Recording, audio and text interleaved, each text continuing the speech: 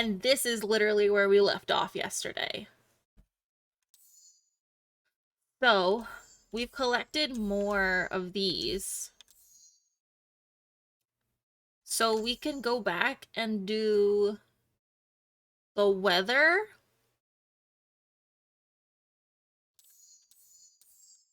Or we can do the MCDC and we can run.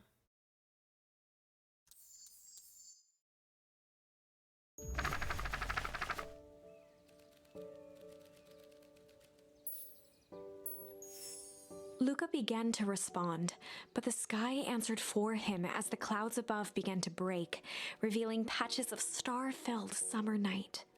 Oh! Moonlight filtered down, shimmering in the treetops. Okay, that's very different. Sure, you can meet Rolo.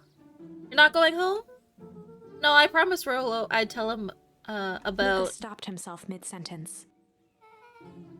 Promised you tell him what? Spit it out, bub. We're thick as thieves now. If there's a juicy secret, you've gotta tell me. Okay. You can come to the treehouse and I'll tell you both what happened. Hi, Dadbeard. We going to Boomtown again today? No. We're actually just gonna run away. How you doing? Yeah, it's cool though, because like you change like one word in a sentence now and you get a completely different outcome. Heck yeah. Alright, we're going to the treehouse. Luca saw Beck skulking by the gate. So you're telling me there's nothing mysterious or creepy about this place? It's mostly boring and empty. I refuse to believe that. Big spiked gate, looming mansion, rich reclusive owners. It smells shady. Beck grabbed the wrought iron bars and shook the gate.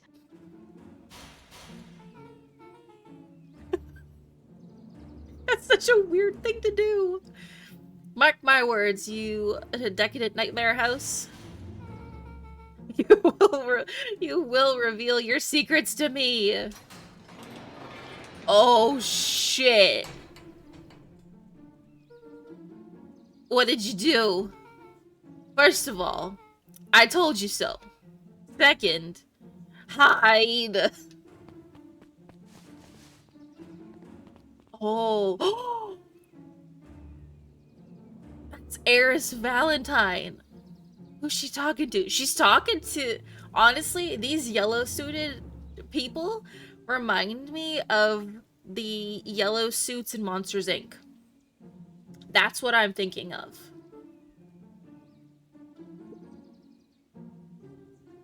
Right. I expect you to return that suit in working order, of course. As long as everything proceeds as planned. There's nothing to worry about. The only thing I'm worried about is what's rightfully mine. If that means making some unsavory alliances, so be it. Couldn't agree more. There comes a time to suspend hostilities. I'll deal with our common threat. Now this is what I'm talking about. Beck's voice was an excited whisper. Proper shady stuff. Someone in a suit like that tried to grab me yesterday. Seriously? You do understand that when this all inevitably fails, I will deny everything? I wouldn't expect any less of you. You just worry about your part in this and let me handle the rest. Can't wait to see the look on that Rube Kerr's face. Yes, the truth will come to light. Her is the hyena that I don't like. I'm still surprised you're so comfortable with the potential collateral damage. There's one thing I've learned. It's that change is painful. Wow, I was expecting shady, but that's just flat out supervillain talk. True. You don't mind me asking, why? Why are you doing all this? The mysterious figure retracted their mask, hair pushing out from all corners. It's Granny!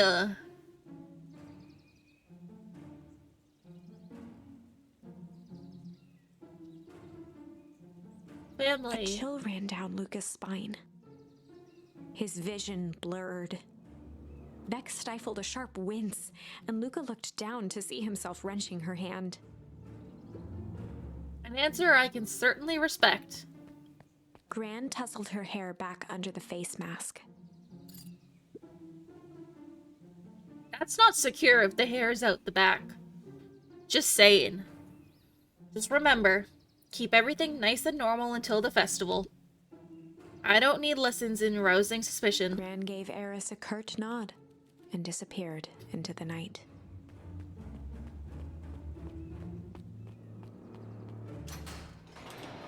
I don't like this.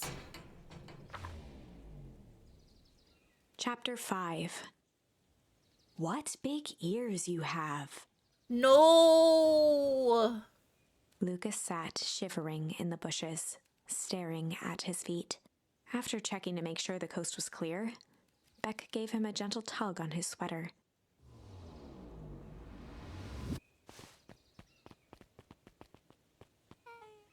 What's wrong? You look like you've seen a ghost. Why are you so scared of that old lady in the hazmat suit? Oh, she doesn't know. That was my gran. That was your gran? Yeah. Okay, well, I'm sure there's a perfectly reasonable explanation for all of this. Let's just get to the treehouse and figure things out from there. Lead the way. Well, will we make it to the treehouse in one piece? Who the hell knows?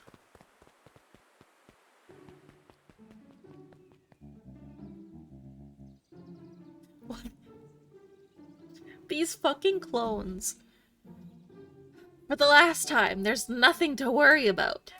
Of course, we're not worried. The clipboard finished writing with a scratchy flourish and looked up. Just dotting our I's and crossing our T's. Well, maybe try minding your P's and Mr. Q's. Nuncreed, arms crossed over his paunch, gave an exhausted sigh. What's a paunch? If there's anything you need knowing, you'll know it. Absolutely. If you'll just sign here acknowledging everything is accurate, we'll be out of your hair in a flash. Oh, for the love of... He snatched the pad and scribbled his name so hard the pen nearly snapped. There. And would you like my eternal soul as well? The clipboards looked at each other for a moment, almost pondering the possibility, then broke into laughter as they walked away.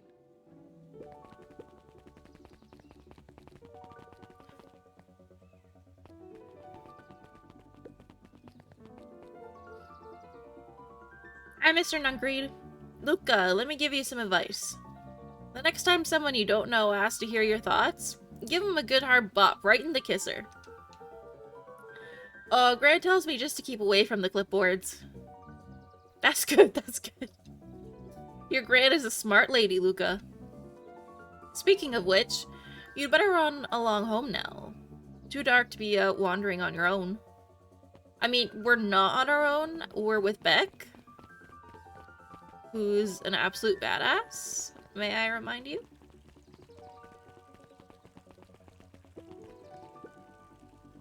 Another day, another dollar. See you tomorrow, Z. Have you noticed how all the Perennial Harvest folks order the same drink? Decaf cappuccino with extra foam. Why? I don't know. I just thought it's a little odd. Pretty weird for sure. Well, the customer's always right. See you bright and early tomorrow. Can't wait.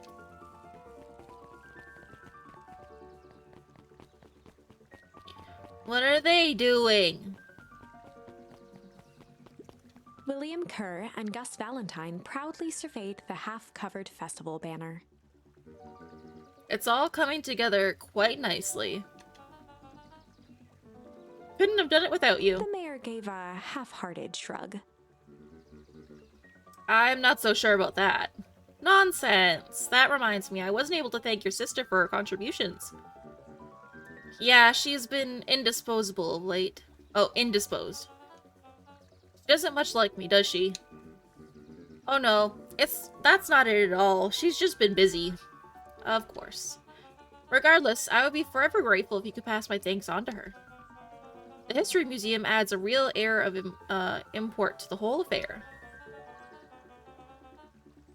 And we couldn't very well celebrate the story of Beacon Pines without including the Valentines. My father was a great man. You're darn tootin' he Kerr was. locked his arm on Gus's shoulder. But I mean the entire Valentine family. Recent company included. Can I ask you something, Mr. Kerr? Call me William. Ask away. William, why are you doing all this? Gosh, I've never felt one needed a compelling reason to throw a party. Not just the festival. All of this. There's gotta be 100 down on their luck towns out there. Why is Perennial Harvest so invested in helping Beacon Pines? You know what I love most about the agriculture business? Seeds. Seeds? Yep, little bundles of potential. With a glimmer in his eye, Kerr gestured grandly toward the horizon. You treat a seed right, nurture it, feed it, and it can grow into something truly special. You see potential here? Undoubtedly. The seed of greatness is already under our feet. All it needs is a little nudge, and the right leadership, of course. Well, good night, Mayor Valentine. Do we get to talk to him now? Does he just live at Perennial Harvest? Oh. Oh, this is nice. Yeah, the treehouse is just a little further on from here. So what's your buddy Rolo like? Rolo, he's... Rolo. Not particularly helpful. Sorry, I've just never thought about it. Lots of energy, he's funny even when he's not trying to be. Things have been tough for his family since the foul harvest. It's about damn time you tell me about this foul harvest thing he is. Kind of a long story. Hit me with the highlights. Okay, there used to be a fertilizer company here called Valentine's. They were kind of a big deal. Ooh, big deal fertilizer. It was a big deal to us. Their stuff really worked. Farmers loved it. So Valentine's grew and grew. Beacon Pines pretty much grew around it. Most everyone in town either worked for Sharper Valentine or used his fertilizer. Things were good. I'm sensing a big but. Around 6 years ago, Sharper Valentine suddenly died. And something changed. Changed how? Could have been a bad batch. Maybe it was in the water, the air, the soil. Nobody knows. But all the crops died. And everyone blamed the Valentines. The foul harvest. Yeah. Valentine's fertilizer went out of business. Half the town lost their jobs. Sheesh. The next year, the crops came back, but something was different. You plant a crop, do everything right, and sort of a crap shot. What happens? And no one knows why? Nope. I take it Rolo's farm got the short end of the stick? Yep, for some reason, their farm was hit harder than ours. Sucks. Things have gotten better since Perennial Harvest came into town. Beacon Pines Reborn Initiative? Yep, first thing they did was give the town a deep scrub. They even put up us in hotels one town over for a week while they decontaminated the groundwater. We better get going. A lot. To have to do, like, to basically redo the entire environment. It's about time. I was about to give up and go home. Who's the new kid? Name's Beck. You must be Rolo. See, my reputation precedes me. Welcome to Mission Control. Rolo waggled his head with pride. You'll find we've spared no expense in construction. I've seen worse looking piles of junk. Thanks. Hey, look, you know the security concerns we talk about? Yep. While I was waiting, I made some improvements.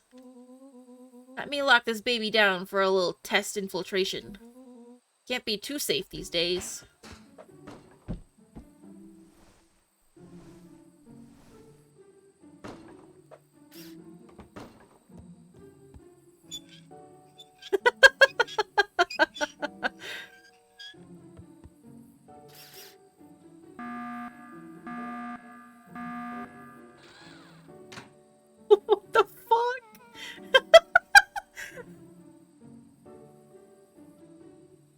I love it.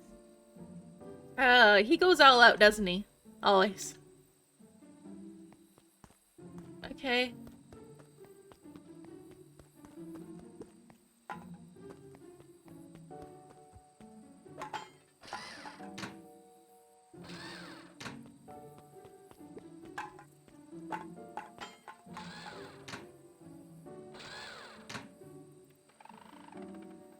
Oh.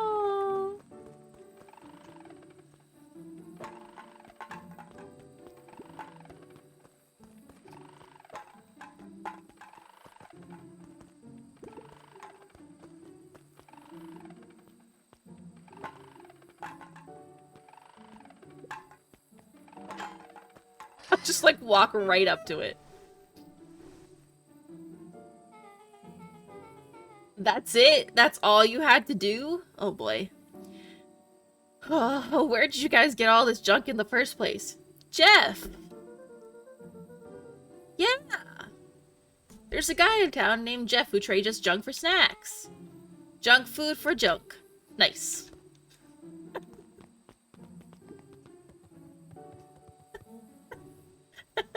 I know, right? It's impenetrable. So, pretty sweet security, right? It was imaginative, and I'll give you that. Luca, are we sure we can trust the new recruit? I'll vouch for her. Thanks, I guess. Okay, Luca, you promised to fill me in about the Valentine warehouse. Luca sucked in a long breath. So like I said, there was someone there. What were they doing? I don't know, but the place was lit up and active. Maybe they were squatters? I don't think so, it seemed more organized. When the man pulled me in, I saw some sort of equipment running. The man pulled you in? Yeah, but I got away. You keep saying it was a man. They were wearing a mask, right? Yeah. Then it could have been a woman. How did you get away? I grabbed a rock or something and broke their mask. They let go and I ran. Dang. That's intense. No wonder you freaked out when you saw your grandma. Yeah, that's the other part. On our way here, Beck and I saw Eris Valentine meeting with Gran, wearing the same sort of hazmat Willow suit. let out a low whistle. And they weren't there for idle chit-chat. It was a proper clandestine meetup. So let me get this straight. There's an operation in full swing in the Valentine warehouse. You were almost abducted by a strange man or woman in a protective suit. Then you saw your Gran in the same suit talking to Eris Valentine? Pretty much. I'm beginning to think this town is kind of awesome. Willow and Luca shot back a look. No offense. And so, we can logically conclude aliens or alien zombies have infiltrated the town. And their leader is your Gran, and she tried to murder you. First of all, and for the last time, there are no aliens. Second, it couldn't have been my Gran at the warehouse. I broke that person's mask to get away. The mask Gran was wearing wasn't damaged. But she's definitely hiding something. Maybe. Your Gran is weird, but she might be the most boring person in the universe. All she does is sit around all day making jam. What could she possibly have to hide? Yeah, jam. We don't know it's actually jam. I don't know. We haven't talked much since she moved in. Moved in? Your Gran isn't from here? No, she came a few months back to take care of me after his mom went missing. Did you know your Gran before? Not really, no. It'd been years since I'd seen her. Oh, what if his Gran isn't actually his Gran?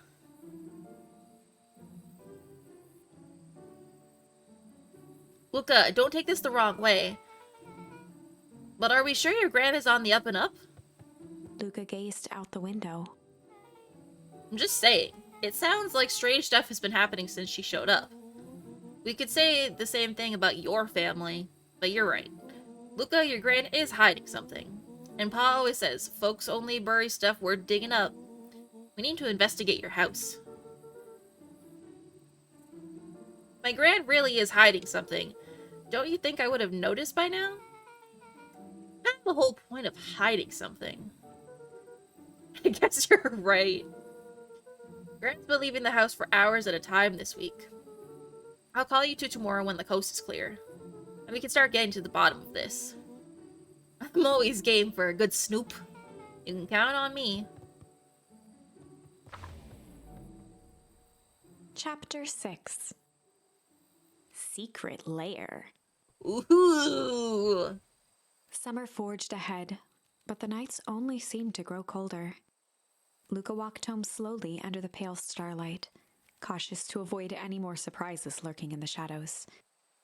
Reaching home, he slipped quietly into bed, half dreading what they might discover the next day.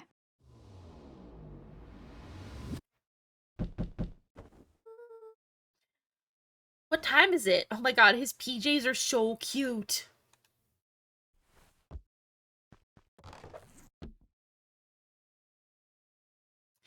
He's such a cute little guy. Okay, I'm coming.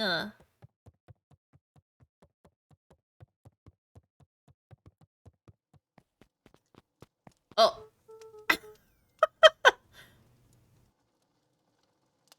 Rolo has a hat on. Rolo, what on earth is that? Mm-hmm. It's his little Sherlock hat. That ridiculous thing on your head. Oh, this? It helps me think. You're gonna need a lot more of those. Joke all you want. You'll see who's laughing when I crack this case wide open. The coast is clear? Yeah, whatever she's been up to this week, it's been keeping her busy most of the day. Very well. The game is afoot. Luca and Beck rolled their eyes as Rollo strutted across the room. If I were a Gran, where would I keep my deepest, darkest secrets? Perhaps where you might least expect it. Rollo flung open the cabinet with confidence. He coughed as a veil of dust hit his face. I think it's safe to assume anything that dusty isn't what we're looking for.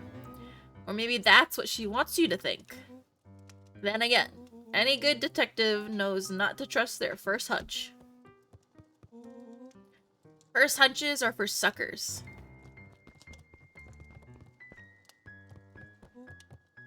Eureka! She's lit a fire in order to burn the evidence. She keeps that fire going every day, Rollo. I may already be too late. Just think of the mounds of documents lost to ash. Okay, I'm gonna stop you right there. Can we just think for a moment? Luca, is there anywhere Gran doesn't want you to go? Yeah, the closet upstairs. So maybe it stands to reason that we should check there first? No dice, it's locked. Well, well, well. Look who stands to reason now. And I have no idea where the key is. If it really is important, then she probably keeps it with her. Anywhere else? She has her berry bushes. Who has ever thought, I'm gonna take this important thing and huck it in the bush? True. Anything else? Maybe something out of the ordinary? Well, she is always worried I'll break her fancy dishware in the kitchen. But it doesn't matter anyway. I can't reach the latch. A look of realization crept onto Luca's face. All three kids snapped to glance at each other, then sprinted in turn toward the kitchen.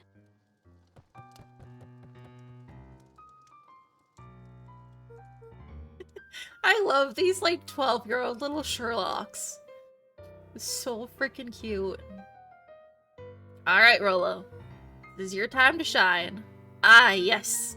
You've called upon my expert detective skills. And now I shall proceed Before with... he could finish, Luca scrambled up Rollo's back. They're gonna break something, aren't they? Probably all of it.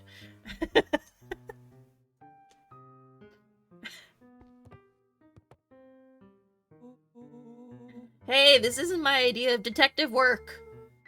Every squad needs a good lockpick, and every good lockpick needs a sturdy head to sit on. This is beneath my standing. Stop complaining and hold still. Got it. The three crowded around the hutch to peer in. With the glass doors opened, a perfect porcelain display gleamed in front of them. They're gonna break everything. Their eyes searched for anything amiss, but the only distinct feature was its impeccability. Well, that was anticlimactic. Yeah. I don't really know what we were expecting. Like, oh hey! Let me just yank on this random teacup As Beth and... pulled on one of the teacups, it slanted forward with a hollow click. No way! The entire hutch began to rustle and slide under its own power.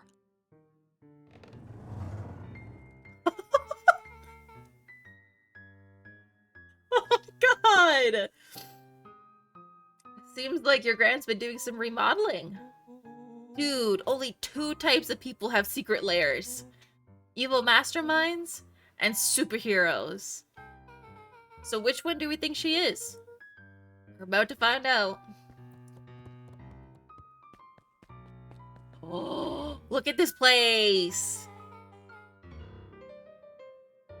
Okay, so more of an unhinged conspiracist vibe. Oh wow, yeah, this cannot be good. We need to look around before jumping to conclusions. My god, I love all the barrels that have caution signs on them. That's great. What do we have here? Barrels marked caution, explosive. And jam jars. It's not jam, y'all.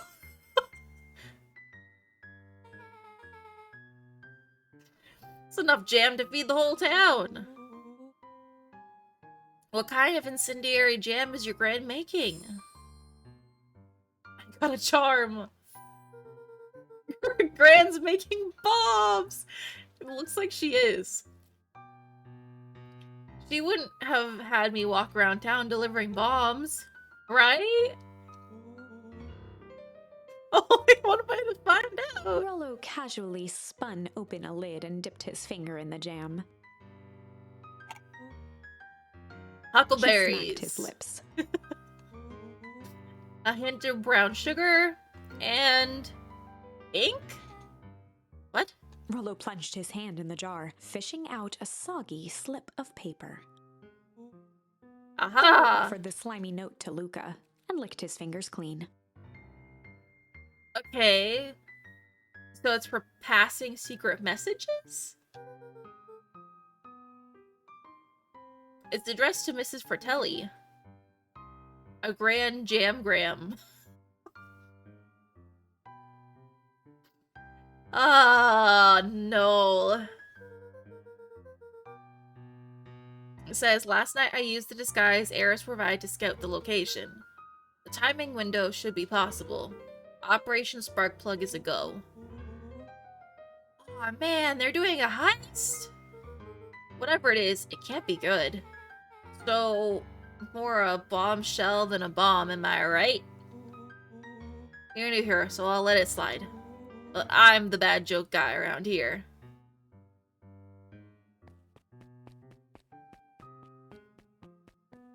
What's this?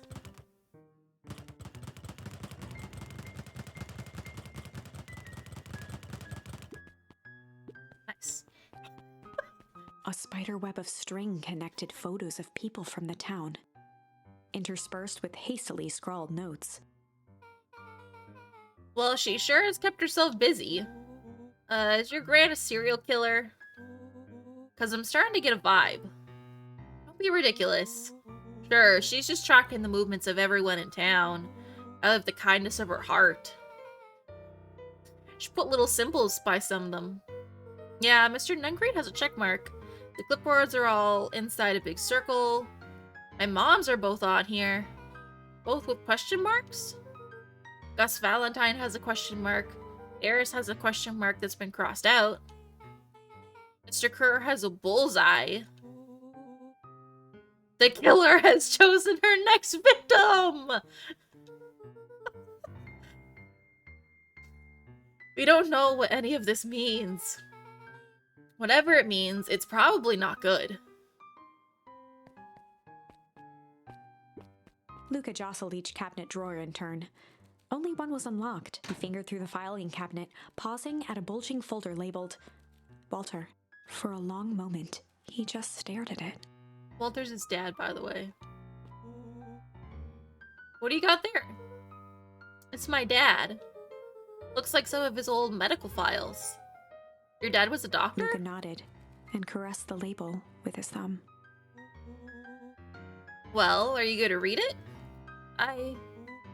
Here, let me help.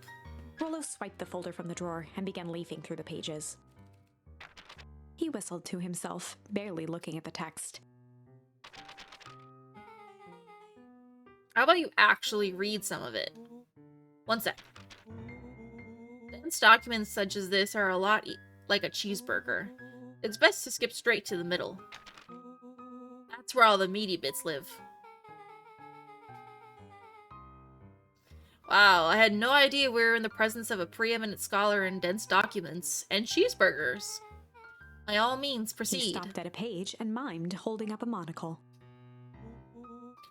Ah, here we are. Follow-up examination of Terrence Wilby. Patient shows further signs of paleness and malaise. Body temperature continues to drop, and now describes soreness of muscles and joints. This is similar to the symptoms exhibited by Mrs. Wilby just a few days past. Still waiting on lab results from Joseph. Rollo looked up with heightened surprise.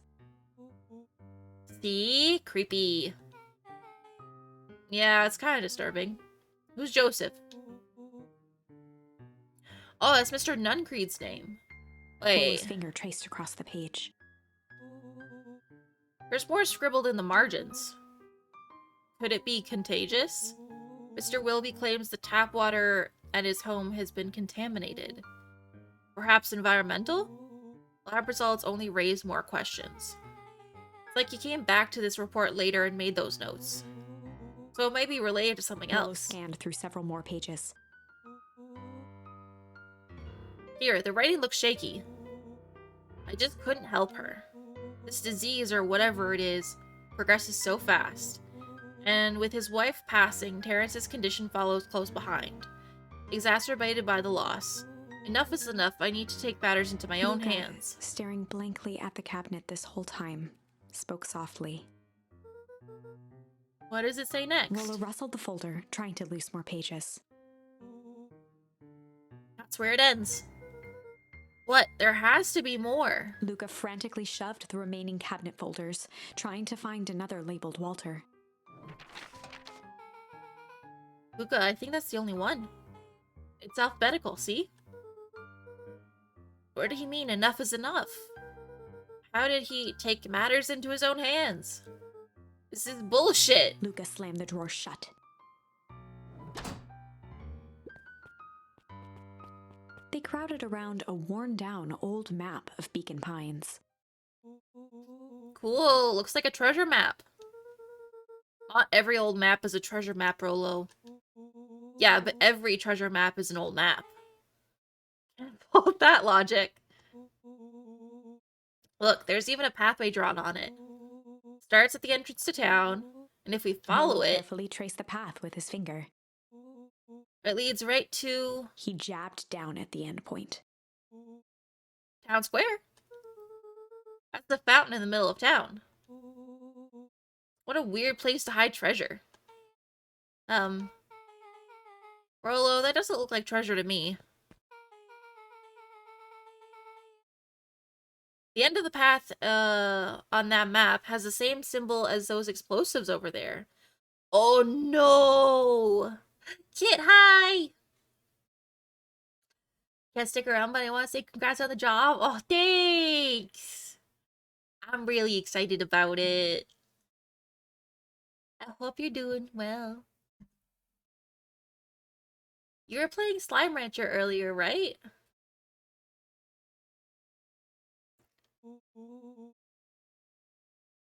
So, it's not hiding treasure? Real bummer. Rollo, what's the thing you've been excited about for the past month? A festival! Gulp. Did you just say gulp? This feels like a gulp kind of situation. Oh yeah, the job! Congrats! Thank you. I was very excited about it.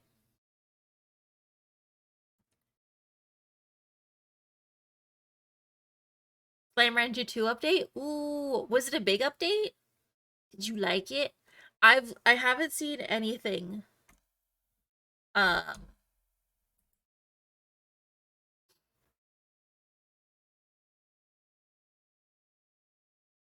Why did the buttons change all of a sudden? Who knows? There we go. Um yeah, was it a big update? Because I've only ever seen stuff that like from you streaming it. Everyone will be gathered near the center of town. She's gonna blow up the festival. Not if we stop her. Uh, what was that? Luca looked up from the map. What was that? Oh, what was what? No, I heard it too. That was the front door. Oh no. Which means someone just shut the door. Which means someone's upstairs. Oh, they added a new area. Nice. Is there a final, like, is there a completion date to it? I want to wait until it's, like, done. Quiet. The lights. Beck flicked off the light, and they became statues in the dark. Overhead, creaking floorboards bent under slow, deliberate steps. She's gonna see that the cabinet is moved and that they're down there. The kids looked up, the tilt of their necks following each footfall.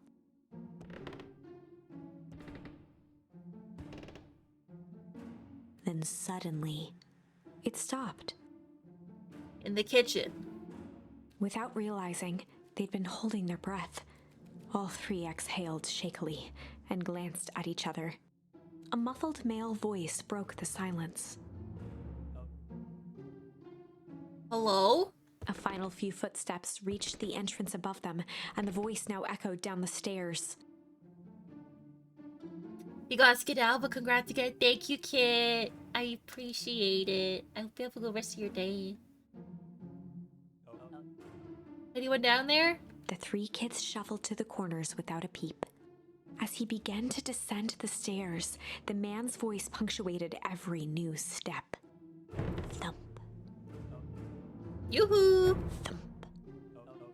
I'm not here to hurt anyone. Thump. I'm just here to help. Thump. Just... Thump. At the bottom step, the man paused, squinting to search the room for signs of life. Huh. It's Rollo nothing. shifted suddenly. Luca gave him an intense, chastising look and whispered through clenched teeth. Don't. It was too late. Rollo was already inching toward the stairway. What the fuck, Rollo? He screeched as he charged toward the shadowy figure. Flaming chicken coop! With all his weight, Rollo tackled the man to the ground. Oh no. Rollo? Mysterious creepy man? Anyone there? From the dark corner, they saw something move. Well, I don't know if I had it in me, but there was only one way to find out. Holy crap, Rollo, that was awesome. Wait, did you just kill that person? Luca scrambled to the hunched figure on the ground. Pressing his fingers to the man's neck, he sighed with relief. You sure clobbered him good, Rollo. He's knocked out cold. As Beck flicked back on the light, Luca and Rollo both gasped in stereo.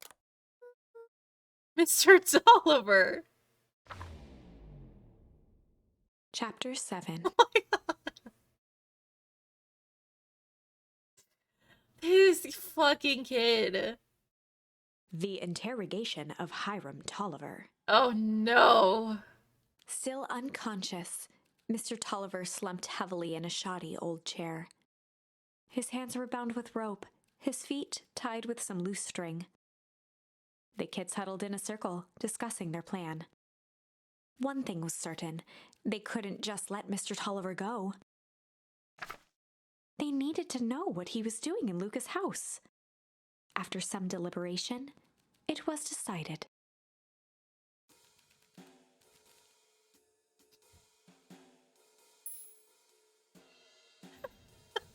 Good cop, chill cop, or good cop, hard cop?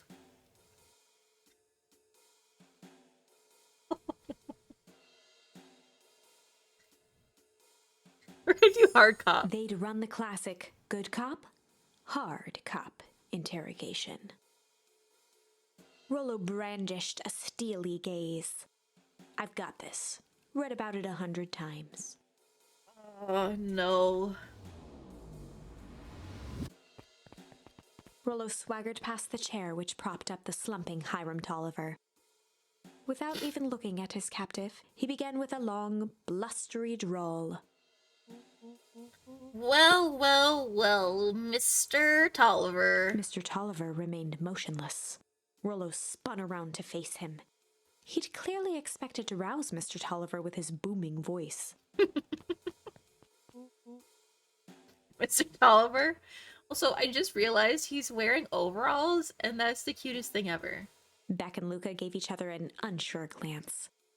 Rollo slammed his fist on the table. I said, Mr. Tolliver! He grabbed the table lamp and beamed it onto the unconscious face.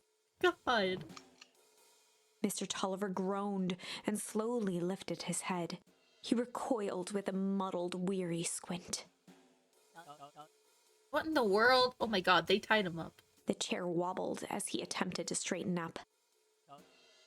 Who's there? Mr. Tolliver could only make out rough shapes through the glaring light. With a gruff tone, Rollo hoped to both conceal his voice and intimidate.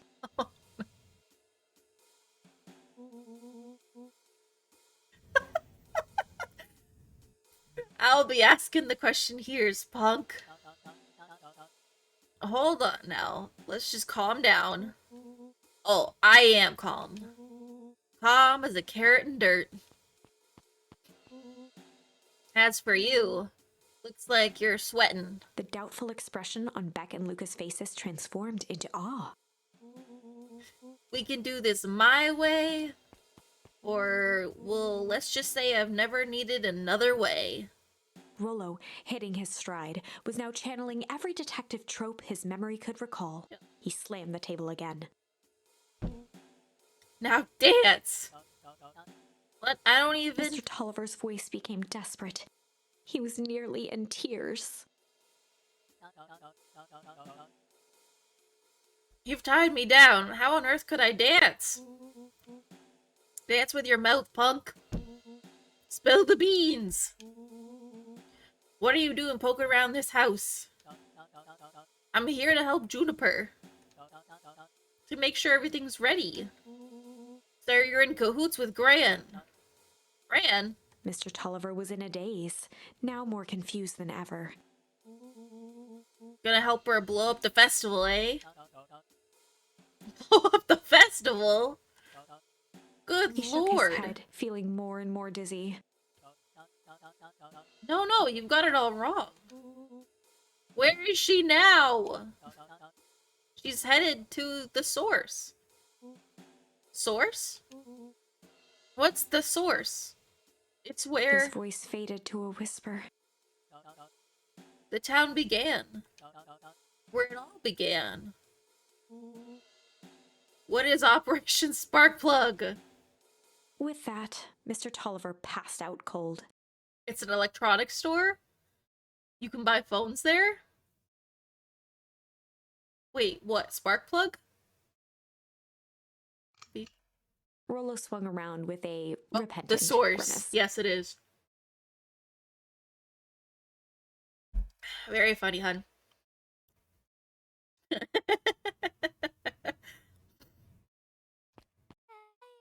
Damn, Rollo. think you went a little too hard on him. What do you say about the source? It's where the town began? We need more information. Yeah, but we better not push Mr. Tolliver any farther. Is there anyone else who might know where? Or know more? What about the History Museum? It just got set up for the festival. Nah, that tent was put up by the Valentines. Everything they do is just a bunch of fluff to glorify themselves. Is there anything more reliable? A library. If there's any information about the source, Kato can help us find it. Let's go get some answers. So we just left a man tied up in the basement? Oh, okay.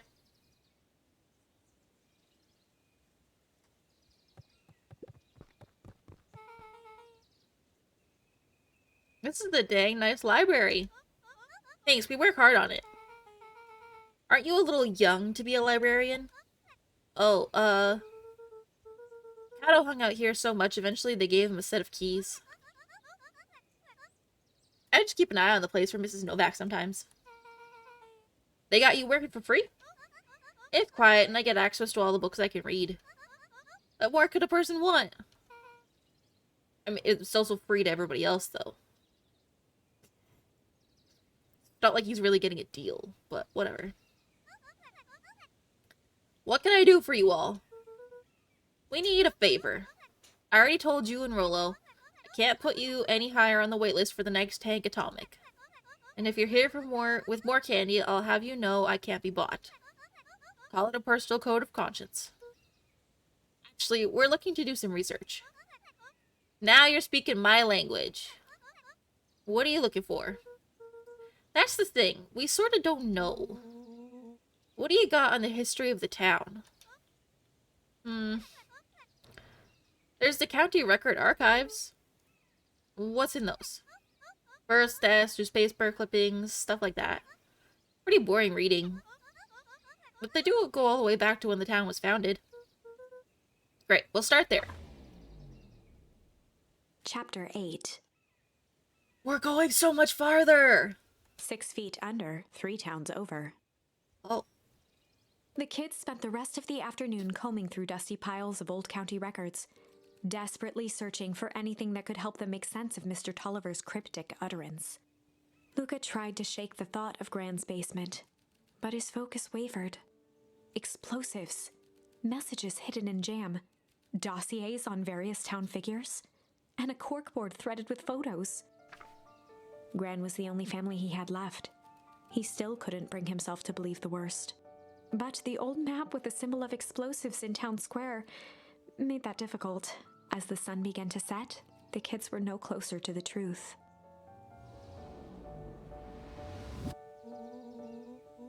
If I have to read any more records, my eyeballs are gonna pop. We have to keep digging. If I dig in another word, I'm gonna end up in one of those asinine death records. Rollo Cotter lived a full and wonderful life till he read so much boring crud that his brain oozed out of his ears. Rollo shut his book with an assertive nod. If you got a better idea, spit it out. You sound like my sister. Keep pushing your luck, pal. And it won't be a boring county records that kills you. I'll put you in the obituaries myself. Rollo muttered under his breath.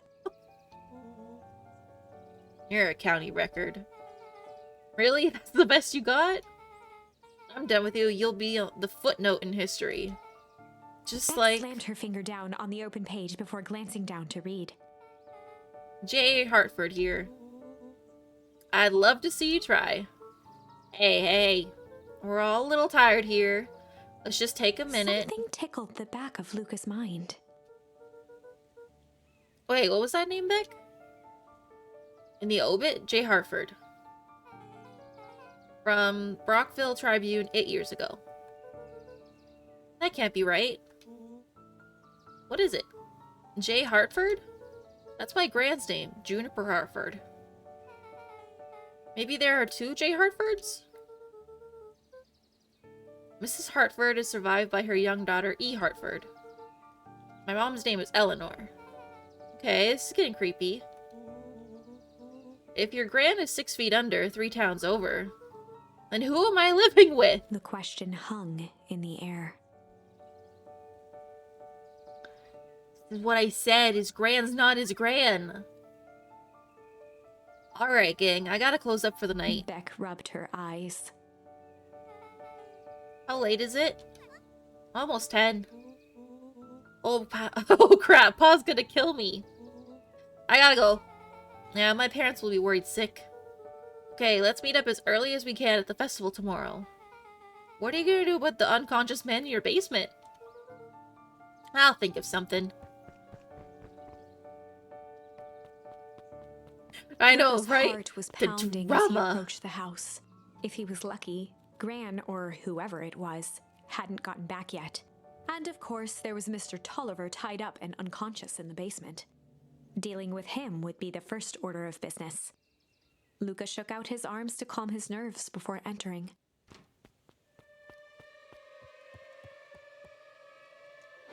He held perfectly still, tempering his breath, and listened closely. She had to be home. Like, come on.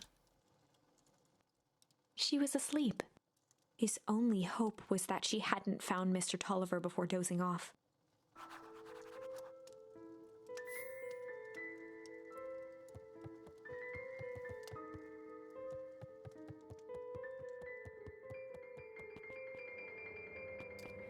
Yeah, that's bad. Oh no. Mr. Tolliver was nowhere to be seen. Maybe he woke up, escaped from his bindings, and left without a trace? Or maybe Gran knew everything. Yeah. What do I do? Luca's hungry stomach groaned. Not realizing it, he'd gone the entire day without eating. Aw, buddy. Okay, I can figure this out. Just need a little brain food. Luca rushed over to the pile of jam jars, unscrewed one, and shoveled a handful into his mouth. Let's hope that's actually jam.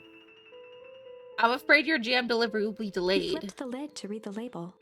Oh no. Mr. Nuncreed. Okay, now I can think. So if Gran knows we tied up Mr. Tolliver, I'm screwed. If she doesn't know, then I need to play it cool. I guess the only option is to go to bed and act as if nothing's wrong. Gran will think Mr. Tolliver finished what he was sent to do and left when he was done. Or we'll go up the stairs if she's there. Okay, never mind. I want to, like, put that back. Oh. She's not there! Gran? Okay, stick to the plan. Go to bed and play it cool. As Luca climbed the final stair, the emotion of the day dragged heavily on him. With each consecutive step, his legs weakened. His stride began to falter. Yeah, that wasn't just jam. He tried to grab for the railing to steady himself. Something was wrong. Come on, legs. Just a few more steps. Yep. Luca groaned and tried to move. His limbs might as well have been bolted to the ground. Through numb lips, he mumbled just before falling asleep. Your stream is acting up? I'm not dropping any frames right now. The germ. Go to sleep. Yeah.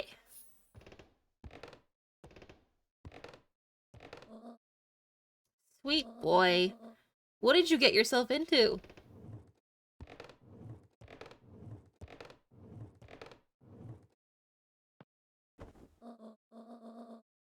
Rest now and let me handle everything. Oh, Luca.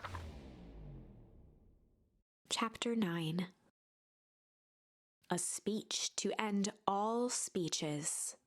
Luca awoke to find himself face down in bed. He moaned into his pillow. Why would Gran drug him? It's fine now? Okay, good. Or rather, Why was she trying to drug Mr. Nuncreed? Shaking the questions from his woozy head, Luca snapped back to the matter at hand. The festival! This is getting so strange.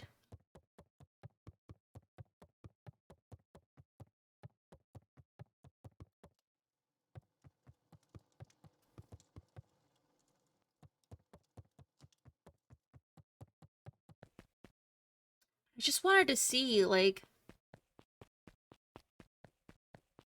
No. Okay.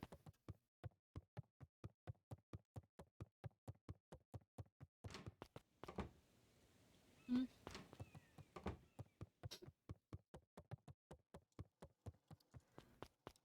Well, there's nothing strange going on now.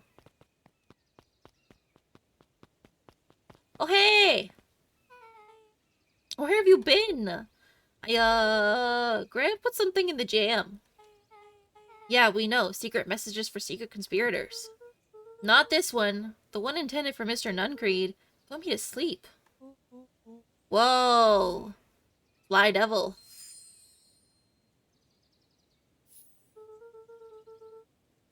I think she's trying to remove him from the equation.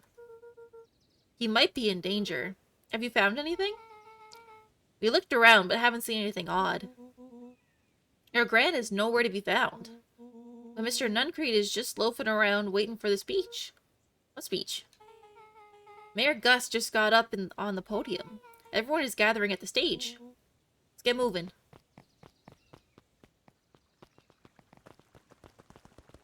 Augustus Valentine nervously wiped his brow. Is this thing?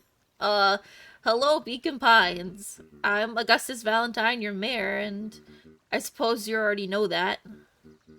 Oh yes, before we get started, just wanted to take a moment to recognize someone who couldn't be here today. This town wouldn't be where it is today without my father, Sharper Valentine.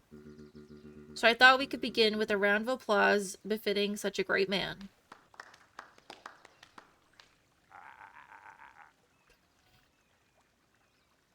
Jesus, that was so unenthusiastic too. Even that's more than the old codger Gus deserved. cleared his throat and awkwardly loosened his tie. Oh. Right, where was William I? Kerr bounded on the stage with the energy of a preacher at a big tent revival. Oh god. Gus Valentine, everyone. He gave Gus a hearty slap on the back and motioned him off the stage. Oh no. Let's hear it for our mayor. Wow, this town is not very enthusiastic, huh? What a great turnout. Aw, heck, I didn't prepare anything. But I suppose I could say a few words. Would be a shame to waste such a beautiful podium. Mr. Kerr pulled a thick stack of note cards out from his vest. Community, conviction, commitment. These are the things we celebrate at Perennial Harvest. For us, these are the pillars of the bridge to better tomorrow. But I think it's time to add a new pillar. Change. Change is a powerful thing. It's inexorable, unavoidable, and undeniable. And I am, Nangam down thankful for it. Change is the reason we're all together today. It's hard for me to believe that it was only 4 years ago when fate brought me here. Simple business trip which brought me to a small town which would change my life Mr. forever. Kerr took a moment to survey the crowd. You know He what? wiped away a single tear. From the second I set foot in Beacon Pines, something about this place has held me captive. You see, change presents opportunity. It represents potential. It was change that helped me recognize the potential of this place. To see that the people of this town, despite suffering great loss, still held on to the things that made them special. He thumped the podium to emphasize each word. Community, conviction, commitment, change. Mr. Kerr nodded confidently, biting his lip. The crowd was silent, in rapt attention. Fate made a perfect match that day. Nothing is more important to you all than community. And Perennial Harvest is a community first and foremost. Mr. Kerr methodically made eye contact with each section of the crowd. The only way you made it through the foul harvest was an unshakable conviction. A conviction that a better tomorrow was just over the horizon. Perennial Harvest was founded on the conviction that we are that horizon. The festival is a symbol of our commitment to each other. His voice began to build to a crescendo. We now walk hand in hand into a future we will shape together. And that is what change is all about. Grabbing the future by a scruff of the neck and making things happen. Change is a choice. I am tickled pink that we will be all making that choice together. How great is that? Just imagine what we can accomplish. Did something just explode? What was The that? crowd began to look around nervously. Don't worry, a little thunder isn't gonna ruin the day. That wasn't thunder. Everyone remain calm. Mr. Kerr quickly flicked through his note cards. Where was that? Through all of my travels, I have learned one true thing. One always reaps what they sow. We have all planted a lot of good things in this town. And so it is with a happy heart I can proclaim. He raised his hands up to the heavens. Our harvest awaits. And ice. At that moment, a merciless wall of impossibly cold air ripped through the crowd, instantly freezing everyone and everything it touched. For a man like William Kerr, this was a fitting way for things to end. On a stage, with an entire town frozen in rapt attention for the rest of time. The end. Oh, God. There's that ice again! Whenever I think we're getting close, it comes along and ruins everything! Maybe we should just quit? Maybe you should just close the book, walk away, and never think of me again! No, I don't mean that. We got a little closer this time. We just need to try again. Please. Okay.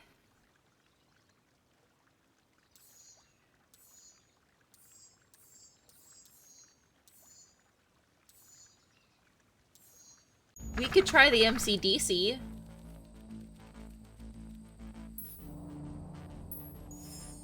Luca drew himself up and decided to take the only option they had left. Flight. He squinted down the barrel of the mission control defense cannon, aiming it through an opening in the dense tree branches. Oh, right, this is with Iggy. He looked up with surprise as it struck true and taut. Oh, they're making a zip line. Wow, I can't believe that worked. Hey, Mr. Kerr. We'd love to hear your thoughts, but I'm afraid we have places to be. Come on, Iggy. See you, jerks.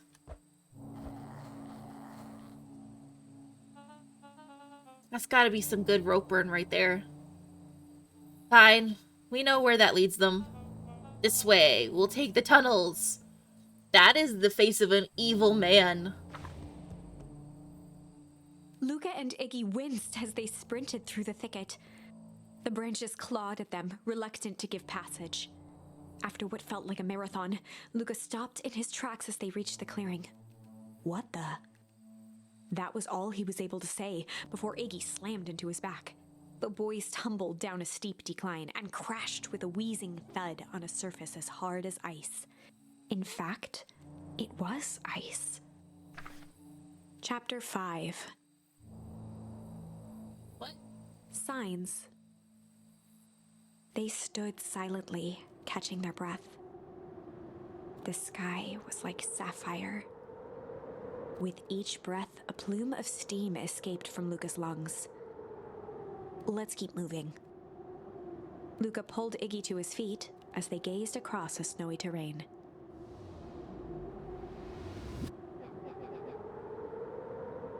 Huh? Are we in Narnia? That was actually pretty badass. Uh-huh. I think we lost him. Are we up in the mountains? I don't think so. If anything, we went downhill. Then what's up with the Winter Wonderland? All I know is there's no going back the way we came. Let's see if we can get our bearings. Follow me.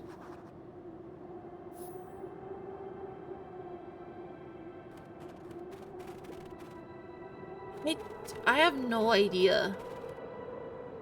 Oh, you know what? This kind of looks like this is where their house should be. Like where Luca's house should be.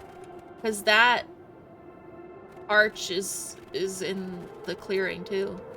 A disc of smooth metal was lightly covered in snow. Two faint seams were visible along the surface. Manhole cover? If it is, I've never seen one like it.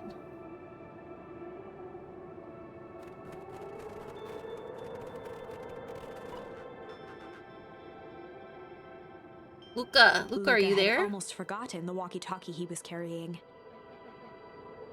Is that Bozo Kerr? Oh, it's that Bozo Kerr. I hope nothing bad has happened to you out in those woods. Luca looked at Iggy with hesitation. No need to be rude. With a resigned sigh, Luca responded. Seems like the only dangerous thing in the woods is you. He speaks, the young man of the hour. Now, how in tarnation did you end up in with one of our radios? Just lucky, I guess. Boy, howdy, you Van Horns are full of surprises, aren't you? You knew my parents? Never had the honor of meeting your father, but your mom sure was a handful. Luca winced, shoving the walkie-talkie back into his pocket. We gotta keep moving.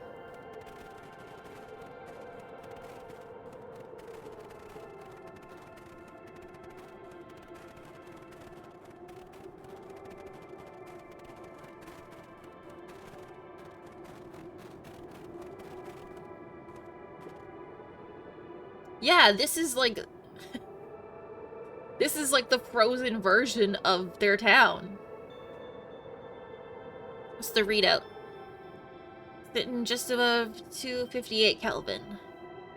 That's down a bit from last time. Should we report this to Mr. Kerr? Meh, still within safe ranges. It may be spreading, but it's under control for now. Even a small nudge in the equilibrium could cause a cascade. Dude, relax. Just a few more sites to hit before we can punch out. Let's get this over with.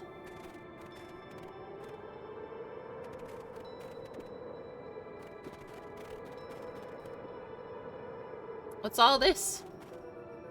Hard to say with all this snow. Look at the town sign. I can almost make out the letters under there. What town could this even be? There couldn't be another town this deep into Weepwood. I'm looking at evidence to the contrary. Let's figure out what we're dealing with here. Step 1, snow's gotta go. See what I can do.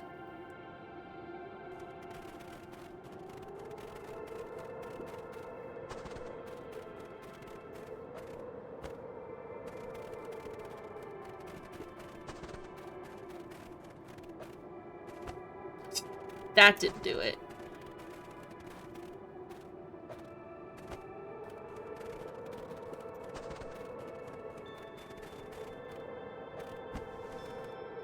Ah, I did it. The boys stared in disbelief at the sign that now clearly read, "Welcome to Beacon Pines." This doesn't make any sense. We're in Beacon Pines? How's that possible? We ran away from town. How did we get back here? I guess we got turned around. Where did all this snow come from? Well, it's been colder than normal lately. There's a pretty big difference between sweater weather and this Arctic hellscape. The puddle we fought at before. That was cold too. Maybe all of this leads to one source?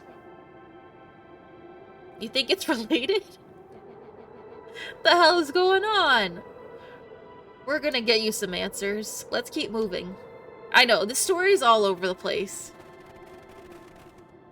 Yeah, this is their town.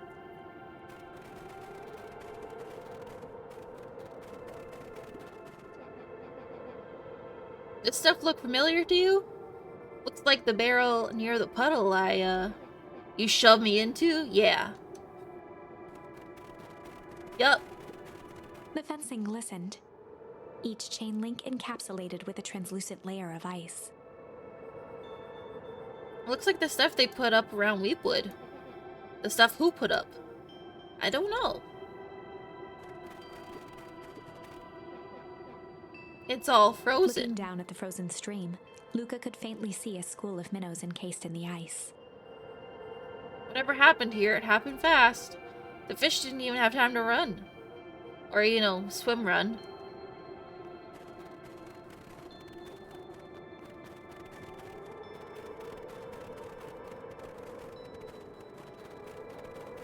The crunching of footsteps trailing Luca went hush. He looked back to see Iggy's face twisted with confusion. Everyone's gone. What? There's nothing here but more snow. There must be an explanation for all this. We have to keep looking. Well, you can look all you want. I quit. Iggy, we have to keep going. You don't get it, do you? This isn't one of your pathetic Hank Atomic stories. We aren't going to save the day. We aren't even going to save ourselves. My face is mangled, the town is destroyed, and everyone we've ever known is gone. We don't know that. You just can't quit. Do whatever you want. I'm done. So Iggy's just gonna sit in the snow and freeze to death? Okay. Iggy, it's gonna be okay. Luca peered upward at the darkening sky. He let out a long, foggy breath. Faintly, Iggy began to cry. Seeing Iggy in such a pathetic state gave Luca a sense of compassion, and more than a little guilt. It is getting pretty late, I think. Probably not a great idea to stumble around in the dark anyway. Luca allowed himself to collapse next to Iggy. Can't they, like, get in a building? Let's just rest for a bit. The boys huddled together for warmth and comfort. If not for exhaustion, their minds would be racing, trying to make sense of the events of the day. As it was, all they had energy for was to sit in silence, numb.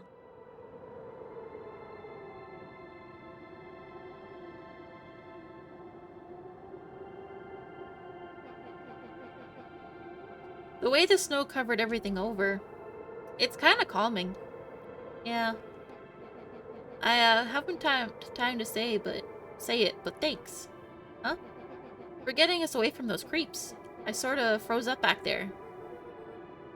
Iggy, I should be the one apologizing. This all happened because I lost my temper. Nah, that's baloney. First of all, you didn't know what that gunk would do. You didn't, right? Of course not. And second, stop it with the baloney about losing your temper. I did lose my temper. Iggy motioned sarcastically to his half-deformed face. Obviously. That's exactly what you should have done. Huh? I was being a horse's ass. You were supposed to be a horse's ass in response. That's how it works. Iggy, I'm having a hard time following. You wanted me to fight you? Of course. Geez, you goody-goody types take forever to understand this very basic point. Why would you go around saying cruel things trying to get into fights? Iggy shrugged. It's something to do. You're an asshole because you're bored? Sometimes I just feel empty. You wouldn't understand. You and Rolo were always having a blast together. Laughing and calling those dinky little treehouse mission control. Iggy now wept openly. Oh. Perfect little Luca Van Horn. With his perfect little life. My life is not perfect. Everybody in town likes you. Not everybody. Hell, that new girl hasn't even unpacked yet, and even she likes you. You have Tish. He wiped his nose with a sleeve. I love Tish. Tish is great. But she ain't exactly the world's greatest conversationalist, you know? All she says is, yup, Luca gave a warm chuckle. I get that impression. Iggy cleared his throat as he wiped his eyes. It must be raining out here. Definitely. Iggy arched into a wide yawn. We should probably try and get some sleep. Yeah. Let's lay low for now. Tomorrow, we'll get to the bottom of all of this. Luca's eyelids began to slowly drift shut. Luca? Yeah? I always did want to see the inside of your dinky little treehouse. What'd you think? Not bad. I'll give you the full tour when we get back. You know what? That's all Luca could whisper before succumbing to sleep. Iggy snuggled in some more. Aww. When it comes to the worst days of my entire life, wasn't half bad. Aww. The house smelled of warm bread. What the fuck? Luca was playing with toy blocks on the living room rug. He looked up to see his parents on the couch. His mother held his father's head in her lap. Oh, it's a dream. She I'm like, idly stroked where's the his hair while story humming a song. going? A voice behind Luca spoke. This is how you remember them, huh? Luca turned to see his own face. Oh, this again. The doppelganger from his dreams, still clad in a yellow hazmat suit, still carrying a look of disdain behind empty eyes. Aww, look at this perfectly cozy scene. You know it wasn't really like this. The figure picked up a toy block and inspected it. It's amazing the facades that one can build given the right materials. Not that I blame us. These are a child's memories, all warm and fuzzy. You don't remember, do you? Lucas snatched the block from the figure's yellow-gloved hand. Remember what? The doppelganger pointed to the couch. The last day we saw him alive. The day he chose to abandon us. Luca turned to look at his father, still lounging on the couch. That's not true. He didn't abandon us. The doppelganger waved his hand dismissively. Everything is true here. It's just a matter of what we choose to see. Let me show you. The world flickered and pulsed. Luca was sitting next to his bed, listening to his heartbeat with one of his dad's stethoscopes. The doppelganger limped into the room. Now, we both know that's not how this went. He grabbed Luca's hand and guided the stethoscope to the floor. Luca heard muffled shouting, brought close by the stethoscope. Oh. It was his parents, fighting.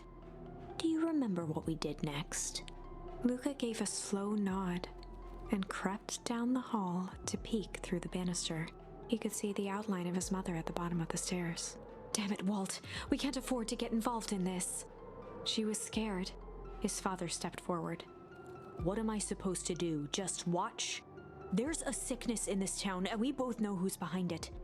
I swore an oath to help people. I won't turn my back on them. Luca's mother grabbed Walt. She was crying, pleading. I can't lose you. Walt calmly removed Eleanor's hand from his shoulder. What's right is right, and what's wrong is wrong. I could never live with myself if I let Sharper get away with this. Eleanor raised her voice. Spare me your bullshit platitudes. What about our son? Luca flinched, dropping the stethoscope down the stairs. Walt turned with a panicked smile. Luca, is that you, buddy? With tears in his eyes, Luca descended the stairs. Mom? Dad? What's going on? Walt dropped to a knee to meet Luca eye to eye. Nothing, buckaroo. Your mom and I just got a little overexcited is all. Luca placed the stethoscope against his father's chest. His heart was racing. It sounded like you were going somewhere? Walt gently removed the device from Luca's ears. Listen to me, Luca. I have some business to take care of. I'll be back in time to tuck you in. Luca hugged his father tightly. Promise?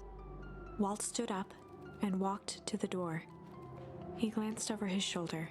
I promise. With a wink and a grin, he put on his hat and strode out into the evening sun.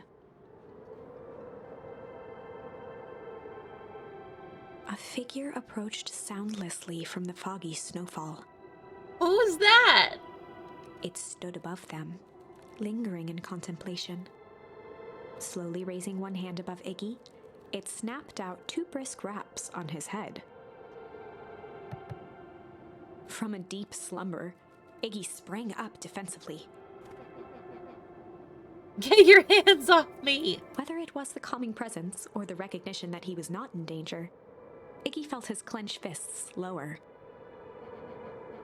Just what do you think you're doing? Luca looked up, gradually remembering his whereabouts. The figure exhaled a cloud of warm vapor.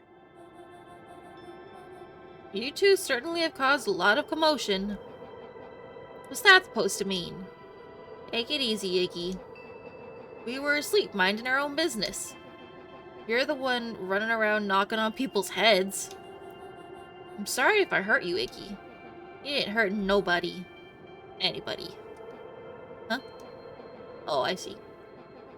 You think you're better than me, you? When it came to complete strangers, Iggy had trouble cobbling together an insult. You big-hatted, scarfy-necked furball. Okay, let's lower the temperature a bit there. Interesting choice of words. I mean, let's all just calm down. Who are you? A friend. An observer. A hitchhiker on the infinite expanse of possibility. Great. How about a name? You must call me something. You can call me Nat. Iggy huffed with gratification. How about you make a little gnat and buzz off? Very well. Nat began to turn away indifferently. Wait! You live here? You might say that. So you know where we are? You might also say that. Look, pal, we just want to find a safe way out of here. You gonna help us or not? Before knowing how to leave, one must know where they are. Alright, that does it. Luca, I don't know about you, but I'm getting out of here one way or another. Iggy turned sharply and began to stomp off. Enough with the riddles. Iggy, wait up. Realizing he'd worn their patience then, Nat relented.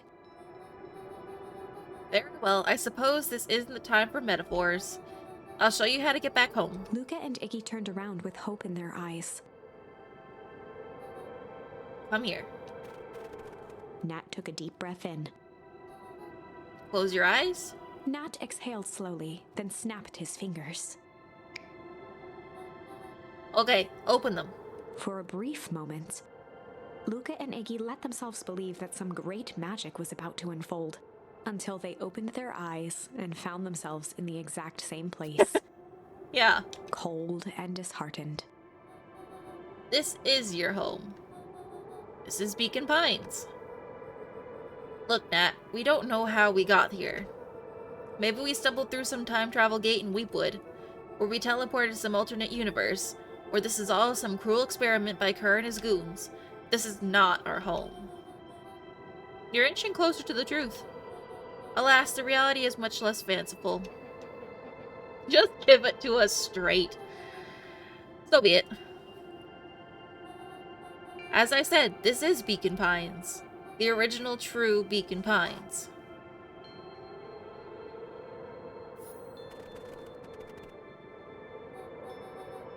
You both grew up here, but the town you've called your home for the past several years is a replica. A remarkable achievement of engineering, to be fair, but a replica nonetheless. It's impossible. It's too much work. You need a whole town to replace a whole town? Indeed, to pull off such a feat would require immense labor power. That which could be moved would be moved. That which could not would require a precise duplicate. We would have noticed. Someone would have noticed. You'd think so, unless the auditing was impeccable. A mind-numbing attention to detail. As for the innumerable trivialities which complete the tapestry, well, you can leave that to this miraculous thing we call a brain. It has a real aversion to discontinuity, a revolution, a revulsion, even. The brain has a wonderful way of smoothing out the same rough edges, keeping us sane. We don't have a narrator anymore. Luca and Iggy looked around uncomfortably. So you're saying that someone made an entire new town and moved us all, and no one noticed? Precisely. But why?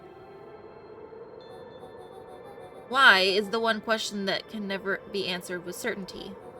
The best one can do is to uncover. Nat narrowed his eyes, furrowed his brow, and uttered,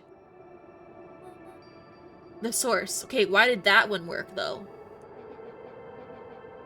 Why did you say the source like that? Why, indeed. Luca began to laugh uncomfortably. It's all ridiculous. There's no way they He could. looked down at his feet. His eyes started back and forth in contemplation. Maybe they forgot to record that line? Maybe. With a sudden pain, a thought struck him. If this really is home... He sprinted off into the pale distance. As Iggy turned to follow, Nat called out, Iggy, it's not too late to turn back. Simply head west through Weepwood.